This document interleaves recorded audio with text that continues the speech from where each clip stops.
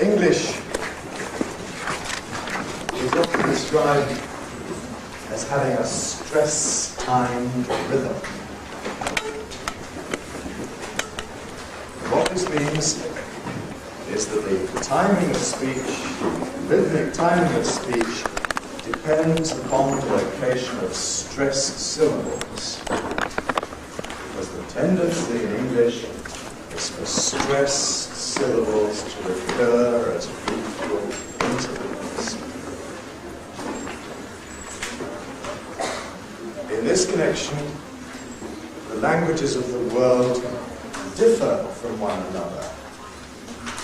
Some languages are described as syllable-timed. In syllable-timed languages, each syllable occupies the same amount of time. Japanese often described in terms of moras, where each mora, slightly less than a syllable, occupies the same amount of time. If you talk English in that way, it sounds funny. But if you talk English in this way, it sounds normal. Because the basis of English rhythm is the recurrence of stressed syllables in accordance with rhythmic beats. This is the basis of a lot of our versification. Here's an example of a limerick, a very popular form of comic verse. There was a young man of devices whose ears were of different sizes. One was so small it was no use at all, but the other won several prizes. All right, now, the point about the limerick is that we have these regular beats that I show by the orange stress marks there. Listen as I say it again, listen to the beats. There was a young man of devices whose ears were of different sizes. One was so small it was no use at all, the other won several prizes. Notice further how many of the grammatical words, the less important words, which tend to be unstressed, also have weak forms, usually with a vowel like or e. And this makes it easier to bring out the rhythmic beats on the stressed syllables. So there was a young man. Not all unstressed syllables have weak vowels. Young there is unstressed, but nevertheless has its vowel. His ears were weak forms. His ears were of different sizes. One was so small it was weak. One was so small it was no use at all. The other won several prizes.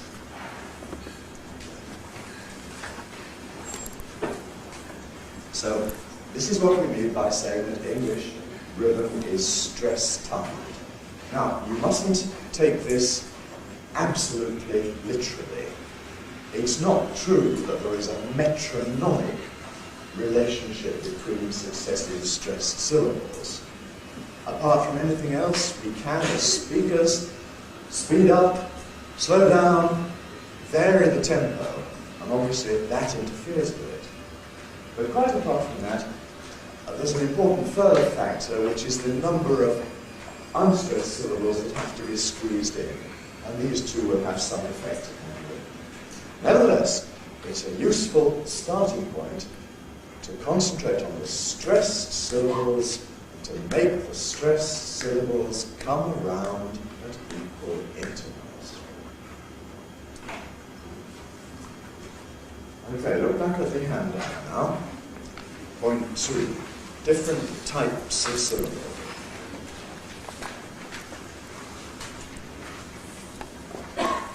Well, syllables differ in prominence, how much they stand out, how easy to perceive they are.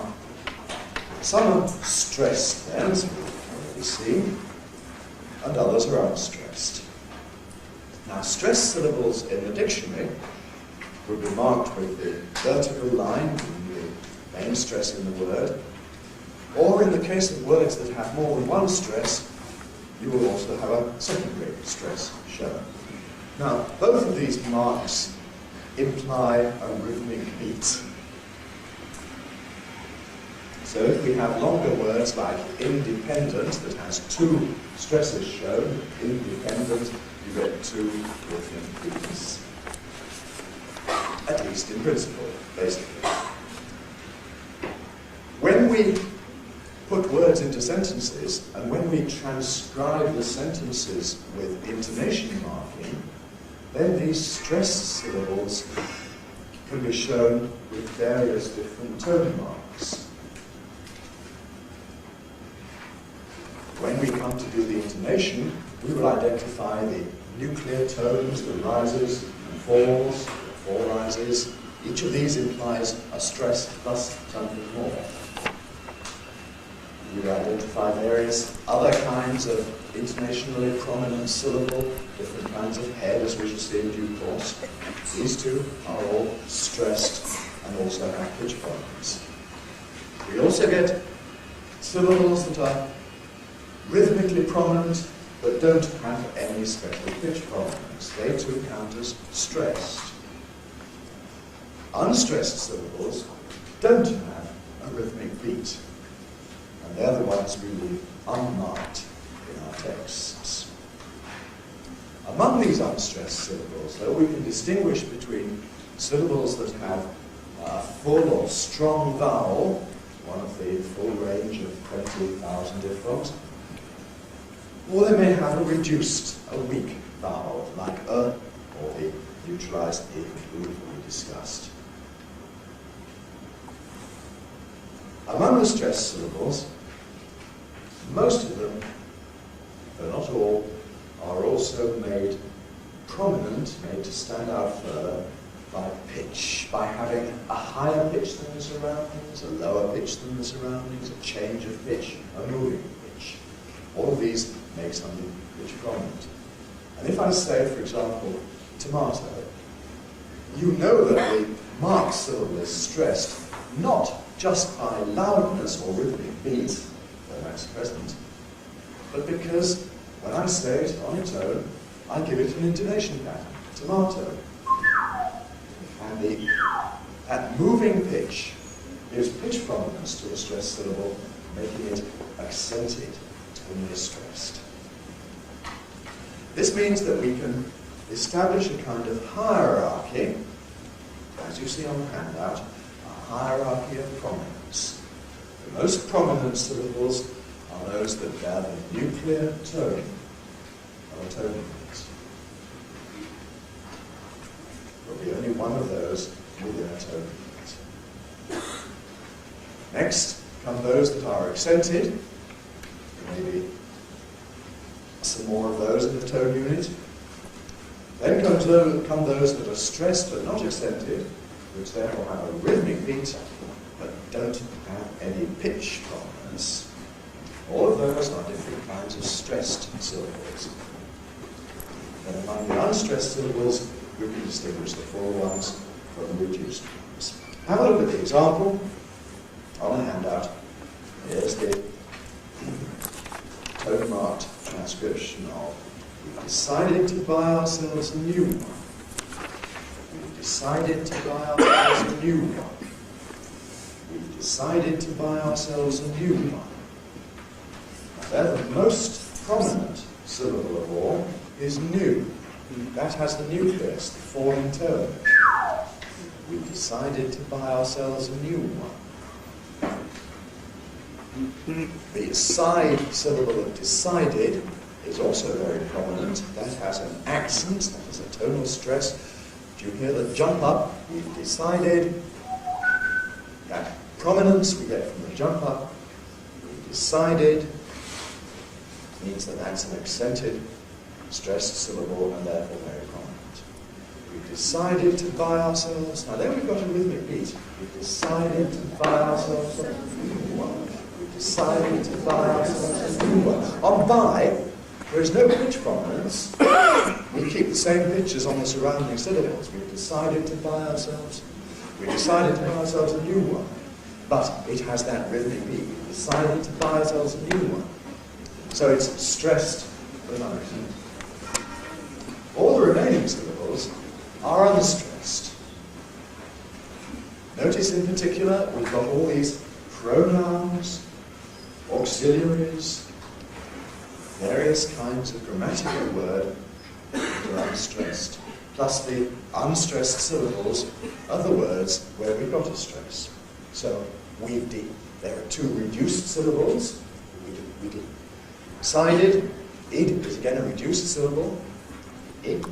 To buy, that t is reduced. To would be a strong form, but this word, like many prepositions and so on, has a weak form, t before a consonant. We decided to buy. We decided to buy. You can see now how if you were accustomed to say, we have decided to buy, it sounds wrong. We decided to buy. We decided to buy ourselves. Ourselves, myself, yourself, himself, as objects are usually unstressed. But ourselves has two strong vowels. You can say with our, or usually we say ourselves, by ourselves. A new one. Weak form, reduced. One, that's a grammatical item. A big one, a small one, a green one, a new one. But it has no weak form, so it keeps a full vowel. So the rhythm now is going to depend upon this complex set of features. We identify the stressed syllables, whether they're nuclear, non-nuclear accented, or non-accented stressed, side, by, new. That gives us the framework. Side, by, new. We decided to buy ourselves a new one. The unstressed syllables fit in round them. If they have weak vowels, they will be said rather more quickly. If they have full vowels, then they will be rather slow.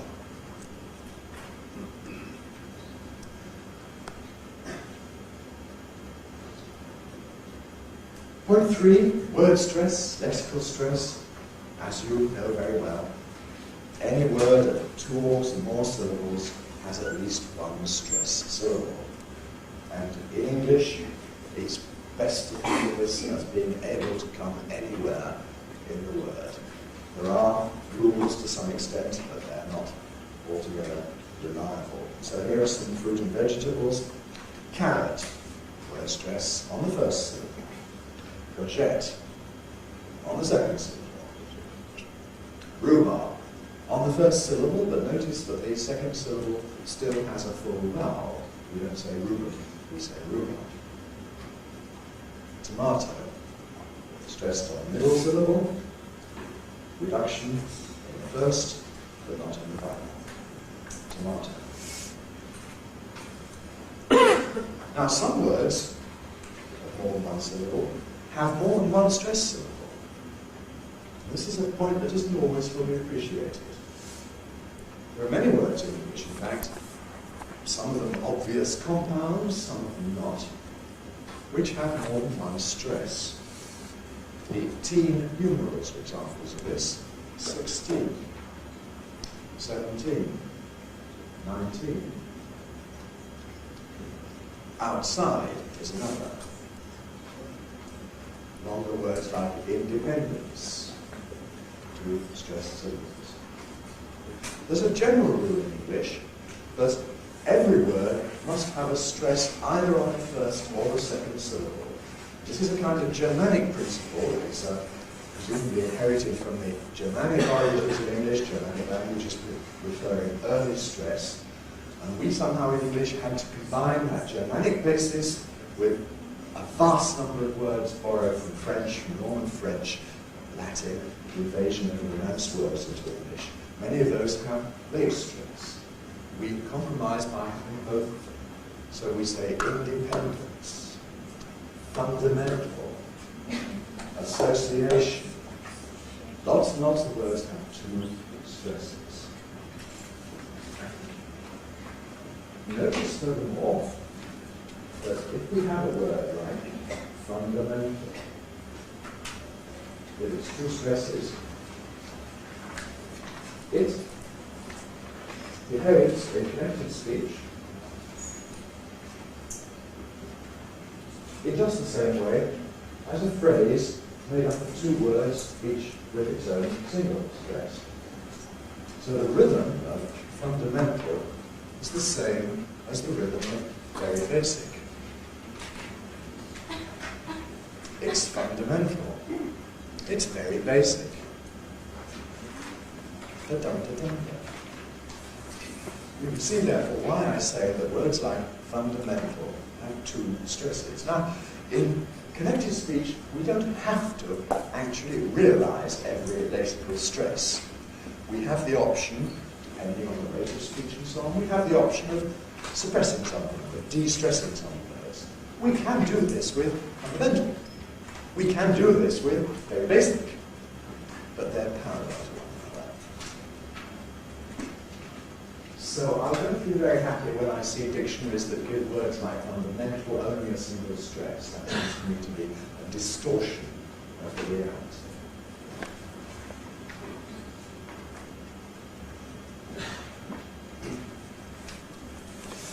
Now, that was about lexical stress, dictionary stress. And you can think of monosyllables, of course, as having the stress inevitably on that single syllable. A word like time has to be stressed on the only syllable it has. But the next question is, what happens in connected speech? How do these lexical stresses get converted into sentence stresses? Point 4 on the handout. We must ask, which words get stressed?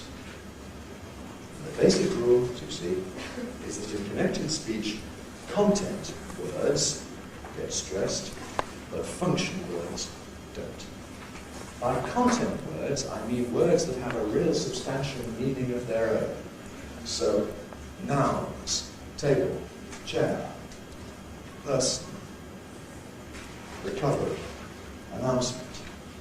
Main verbs, descend, remove, understand, collapse, take.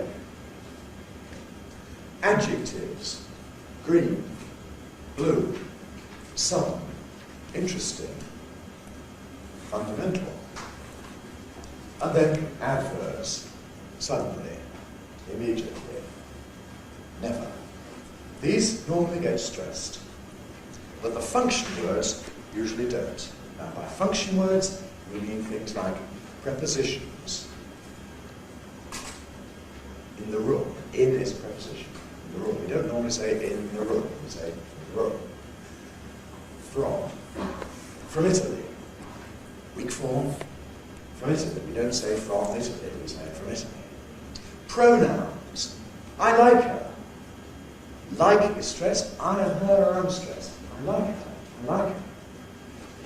Very important for speakers of Romance languages to remember not to stress pronouns unless there's some reason to do so. In some languages, you see, you only use pronouns if they are emphatic, otherwise you forget about them. In English, we have to use pronoun subjects all the time, but we don't stress them unless they're important in some way. Articles. The boy. What's the time? The stress. Indefinite article. An apple. It's plural sons and apples. No stress on function words. All the little words like and, but, bread and cheese. Not bread and cheese. Now, exceptions here. There are certain function words which do get stressed. And perhaps the most important ones to note are demonstratives. This and that. We say, what's that? That has the nuclear accent. We say, that's a nice tie. I don't like that tie. Each of them, that, this, those, these, get stressed. Note that there's a difference with that, because there's another that is not a demonstrative. He said that he'd do it. We said that he'd do it. That doesn't get stressed now. Though, he said that he'd do it. The man that I was talking to. It's a relative. That doesn't get stressed. The man that I was talking to. But the demonstrative, that does. Question words. Who, what, where, when, why. What's the time? Stress what? When did you arrive? Stress when. Tell me who you were talking to. Stress who. Numerals, 1, 2, 3, 4, 5, 6, they all normally get stressed. Team numerals normally have double stress, and so do numbers above 20, 21, 21, 35, 64, 103. Not get stressed, and so do contracted negatives. I didn't put those on the handout. Contracted negatives hadn't, wouldn't, didn't, couldn't, wasn't, weren't. All of those normally get stressed. So there's a difference between the positive of those auxiliary verbs, modes and things, which normally doesn't get stressed, and the negative, which does. Of course, we often don't use the auxiliary in the positive. We say, I took it, but I didn't take it. So, of course, there's nothing to stress in the case of took, because there's no overt word there.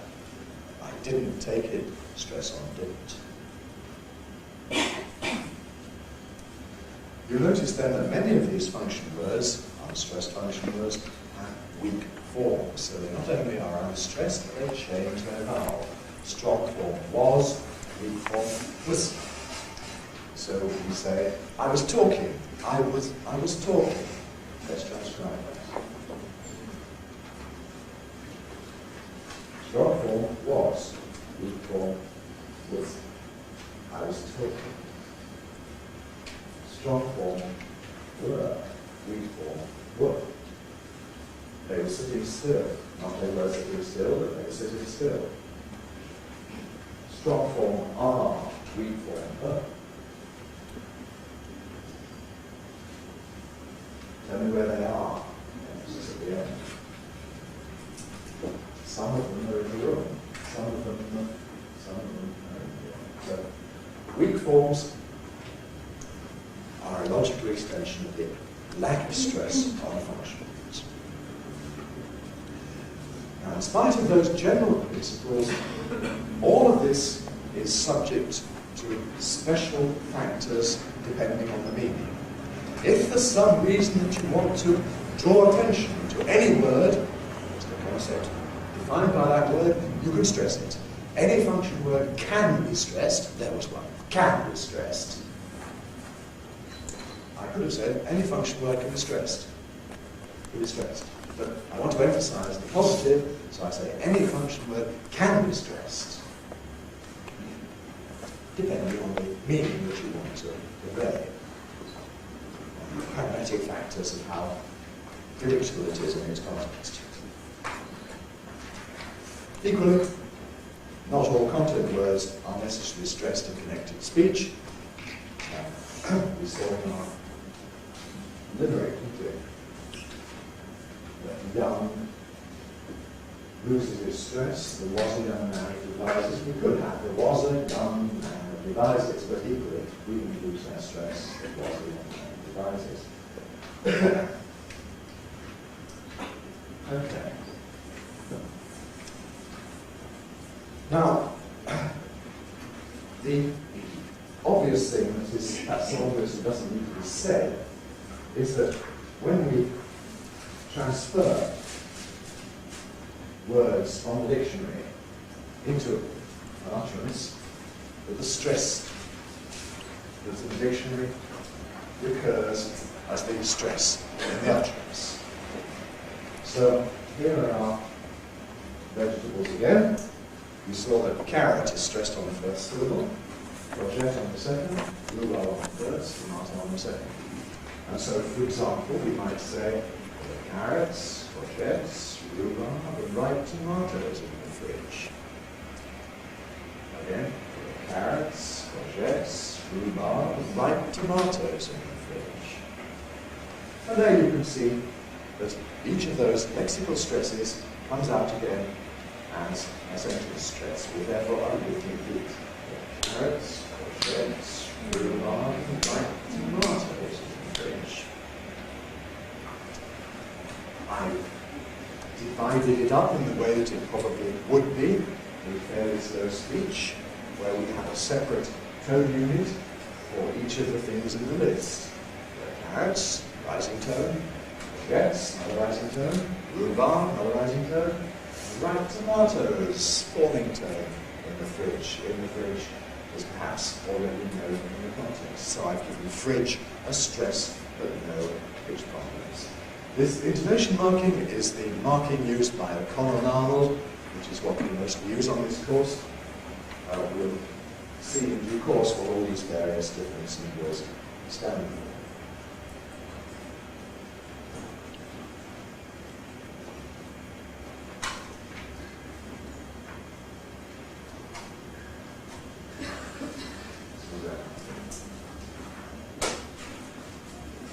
The same applies to words that have multiple stresses, like 16. I could say, there were 16 of them outside the door. There were 16 of them outside the door.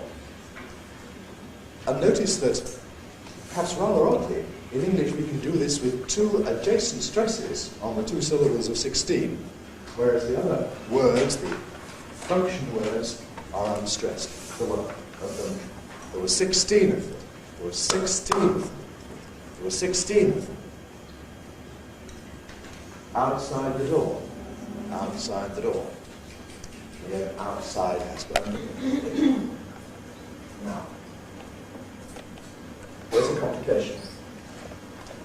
Why is this a complication? Well, Bill phoned next. Bill phoned unexpectedly. You notice what's happened? Bill phoned unexpectedly.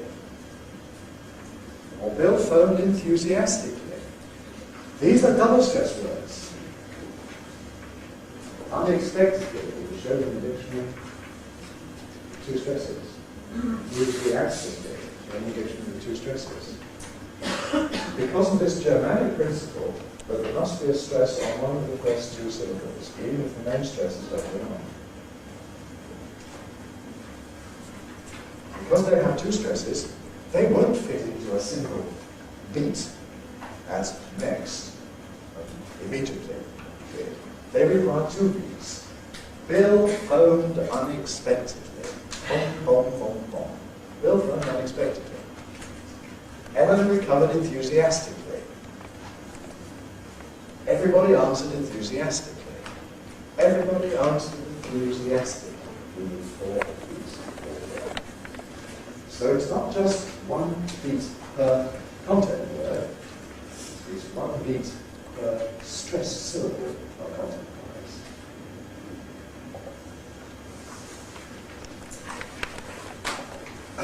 Last point on the handout, number 6, tone groups. Fluent speech is divided into chunks, pieces. And sometimes it's word groups, that's what the common R would call them, or also tone groups, which is and these are separated by potential pauses. Each tone unit has an intonation pattern of its own with a recognizable ending, a recognizable tone. Division into tone units is a matter of common sense, really. It's not a problem that really worry you too much. The general issue is sometimes known as the question of tonality. How do we break things up into pieces? Here's some examples of sentences and whatnot, which we probably break into two different pieces. We got there early, but he'd already left. You can see, obviously, if we break it into two, we break it between the two clauses. We got there early, but he'd already left. So we have our rhythmic beats, we got there early, but we already left. And in the middle, there's a pause, a silent beat. We got there early, but we already left. We took out a pen and began to write. Then, between the two clauses. We took out a pen, began to write. We took out a pen and began to write. Now, note that this is not compulsory. If you were talking rather fast, you might do this all as one group. if you haven't then begun to write. If you were talking very slowly, you could get it up further. You took out a pen, began to write. That would have this very special slow speech. In case of fire, break the glass. In case of fire, break the glass. Now, this is just an interesting one. But this sentence is ambiguous.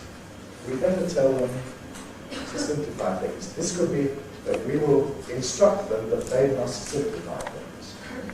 Or it could mean, in order to simplify things, we better tell them something else. You see how it's ambiguous? If there is no break, then it's going to have the first meaning. We better tell them to simplify things. Right? We better tell them to go. If there is a break, it's ambiguous. We better tell them to simplify things. That could be matter.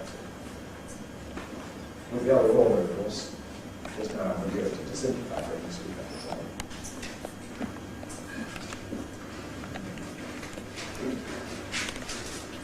My advice to you is to break connected speech into lots and lots of intonation groups. If you have an exercise of transcription, don't think you've got to have great long sentences all in one group. Break them up into many, many groups, because that's much more likely in ordinary speech, particularly for those who are not very good at English. If your English is very slow and hesitant, you may find it difficult to produce more than 3 or 4 words at once. If you have nice short groups of 3 or 4 words, that gives you then time to think of the next one, and the next one, and the next one, rather than having to plan a whole long 20-word sentence at once. I think it's the influence of writing that makes beginners sometimes want to have toning this too much too long. Well, here's a connected passage. Let's just think how we would break it into tone units. I'll just read it first of all on a monotone with no break. Since you ran, I tidied the flat, written 2 letters, put the supper in the oven and washed my hair. I tried to ring Mary, but there's no reply again, which is rather annoying. Either she's out or the phone's out of order. That's without intonation. What are we going to do? Well, I think you can see where the breaks come. Since you ran, I tidied the flat, written 2 letters, put the supper in the oven, and washed my hair. I tried to ring Mary, but there's no reply again, which is rather annoying. Either she's out, or the phone's out of order. Now, I think that's pretty obvious and self-evident how to do it. You can see that we will tend to treat each clause, each grammatical piece with its own verb, as a separate unit. And often when we have coordinated things, A and B and C, they will have their own unit.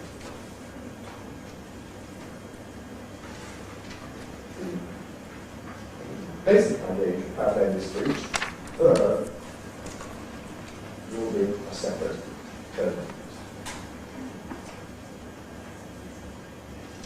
Within each of these documents, right, within these tone units, we're going to have to identify a nuclear tone and give it an appropriate rise or fall or whatever. Here are my suggestions. Since you ran, I tidied the flat, written 2 letters, put the supper in the oven, and washed my hair. I tried to ring Mary, but there's no reply again, which is rather annoying. Either she's out, or the phone's out of there. Now, those of you who already know a lot about intonation, enjoy that.